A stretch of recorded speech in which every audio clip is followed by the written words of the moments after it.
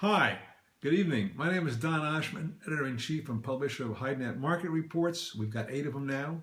And tonight is Sunday, March 8th, 2015. Time sure flies when you're having fun. Before we know it, we'll all be in Hong Kong. I look forward to seeing you there. Don't hesitate to come up to me and say hi. You may have noticed we have a new editor of our European report. Our editor for 12 or 13 years, Craig Rolson, is retired, and that's a shame. But as the saying goes, one door closes, another door opens, and we're very excited about our new editor, whose name will be announced shortly. Speaking of this new editor, the reports are now in English and Italian, if you'd like to see it in Italian, our European report. And we have more origin pricing on, I don't know, 20%, 30% more origins. Very interesting. We're going to keep those price charts for you.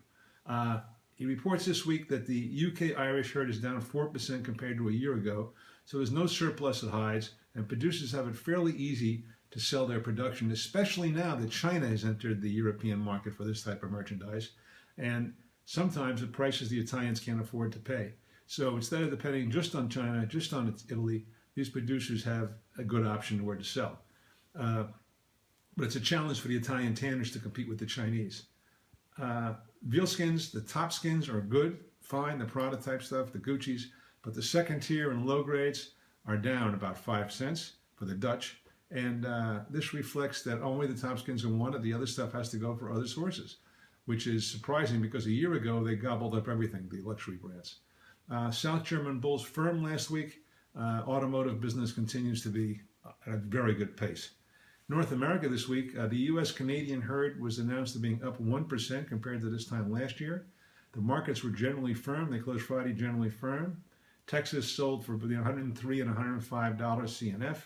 Better steer interest at lower prices, but the sellers are holding out, so there's kind of an impasse right now. But enough business was done to maybe clear the slaughter, which was below 540,000 head.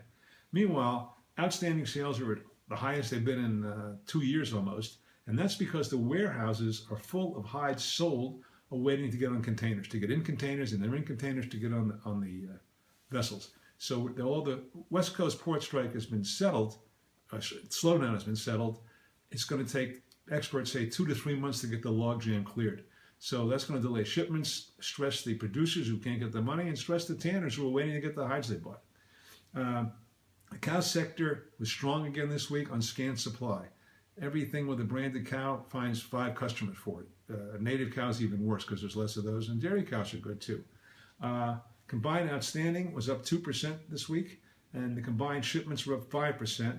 But even with exceptionally low slaughter, which I believe was 523,000 for the reporting period, slaughter was still more than sales and shipments, so it was not a good week. Latin America, prices are steady in both Brazil and Argentina. Brazilian TR2 are firm between $1.60 and $1.65 CFR per square foot. There's more competition in Brazil for the lower grades than for the 1s and 2s, interestingly enough, because tanners now can make, as we say, a silk purse out of a sow's ear. JBS opened a closed packing house that had mothballed since, I think, 2007, so that's a good sign, more production.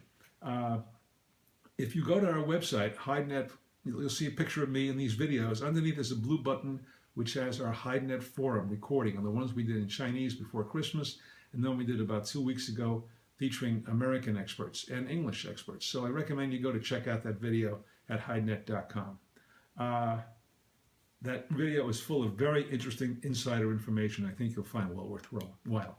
That's it for tonight. Thank you for watching, and we look forward to seeing you same time, same station a week from now. Thank you.